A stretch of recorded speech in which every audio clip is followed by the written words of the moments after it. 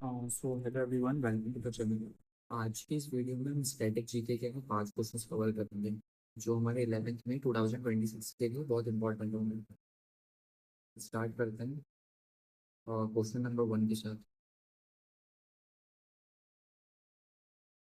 What is the name of the banking model that focuses on low risk, highly liquid investments such as government securities or short term bonds to ensure the safety of depositor funds? तो ये question पूछ रहा है कि उस bank को क्या कहते हैं जो रिस्क नहीं लेता। ये बैंक आपका पैसा सिर्फ सेफ जगह, मतलब जहाँ गवर्नमेंट बॉन्ड्स में लगाता है, ताकि डिपॉजिटर्स का जो पैसा होता है ना, वो कभी ना डूबे। इसका जो आंसर होगा, इसका आंसर होगा आपका नैरो बैंकिंग। Narrow banking. अब मैं आपका इसका एक्सप्लेनेशन को दूंगा नैरो बैंकिंग का। तो इसका नाम ही नैरो इसलिए है क्योंकि ये बैंक अपना काम बहुत लिमिटेड रखता है। ये बैंक ज़्यादा प्रॉफिट के चक्कर में लोन नहीं बांटते, बल्कि सारा पैसा जो होता है ना गवर्नमेंट का, वो एक सेफ स्कीम्स में लगाता है, ताकि डिपॉजिटर्स को 1 रुपए भी ना डूबे।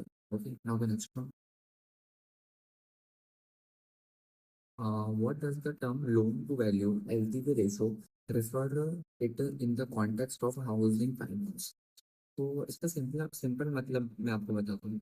इसका सिंपल मतलब है कि घर की कीमत के बदले कितना लोन मिलेगा।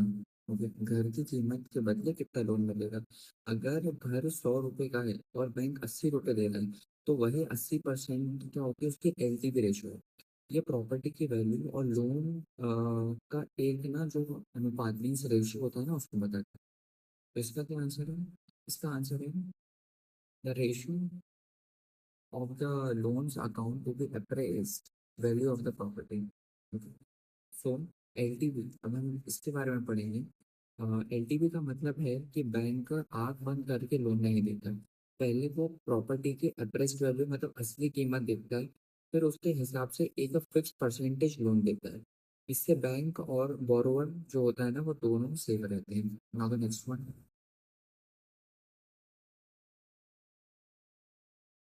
The Committee on Comprehensive Financial Services for Small Businesses and Low Income Household is also known as। तो इस कमेटी का दूसरा नाम एक तरीके से पूछा गया है। इसका काम था छोटे बिजनेसेस और गरीब परिवारों तक बैंकिंग सर्विसेज पहुंचाना। इसी कमेटी की वजह से इंडिया में पेमेंट बैंक का आइडिया है। ओके। सो मतलब इस कमेटी को आरबीआई ने 2013 में बनाया था। इनका विजन था कि इंडिया के हर कोने में ना बैंक पहुंचाना।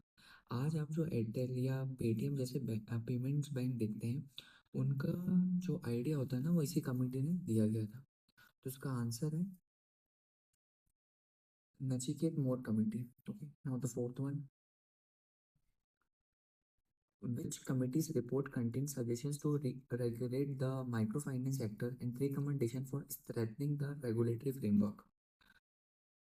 ये सवाल माइक्रो फाइनेंस में छोटे लोन देने वाली संस्था के बारे में है। जब माइक्रो फाइनेंस सेक्टर में गड़बड़ होने लगी थी, तब आरबीआई ने इस कमेटी को बनाया था, ताकि इंटरेस्ट रेट्स और लोन देने का जो तरीका है ना, उसको प्रॉपर तरीके से कंट्रोल किया जा सके। मतलब आंध्र प्रदेश में जब माइक्रो फाइनेंस का मतलब होता है छोटा कर्ज, को लेकर क्राइसिस हुआ था, तब आरबीआई ने ओके, मलेगाम कमेटी, तो वाई एच मलेगाम की लीड में ये कमेटी बनाई। इनका काम था कि गरीब लोगों को हैवी इंटरेस्ट रेट्स और गलत तरीके से लोन रिकवरी से बचाया जाए। Now the last one. Which of the following best defines free trade? तो बिना किसी बॉर्डर टेंशन का व्यापार, जब जो दो देश आपस में सामान बेचते हैं और उन पर कोई भारी टैक्स, टैरिफ या रोक टोक नहीं होती, तो इसे ही फ्री कर देते हैं। इसी चीज़ को हम बोलते हैं फ्री ट्रेड। अब इसका मैं आंसर आपको बताता हूँ। होता क्या है, फ्री ट्रेड का मतलब होता है नो बैरियर्स। ओके। जब दो देश आपस में सामान मंगवाते या बेचते हैं और उनके ऊपर कोई एक्स्ट्रा टैक्स, ड्यूटी या कोटा नहीं लगाया जाता, तो उसे ही फ्री ट्रेड कहते हैं। इसे इंटरनेशनल मार्केट में कंपटीशन और क्वालिटी इससे इंटरनेशनल मार्केट में क्या होता है, कंपटीशन और जो क्वालिटी होती है वो बढ़ती है। तो इसका आंसर है the unregistered purchase and sale of goods and services across international borders. तो मिलते हैं नई वीडियो से, तब तक के लिए जय हिंद, जय भारत।